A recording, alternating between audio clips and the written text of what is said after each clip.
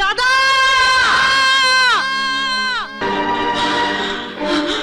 কি পূজা, তুই? দাদা, দাদা, তোমরা আমাকে ক্ষমা করো। আমি তোমাদের অনেক অসম্মান করেছি, অপমান করেছি। তুমি তুমি আমাকে মারো, বকো, কিন্তু ভুল বুঝো না। কি হয়েছে কি আমাকে বল।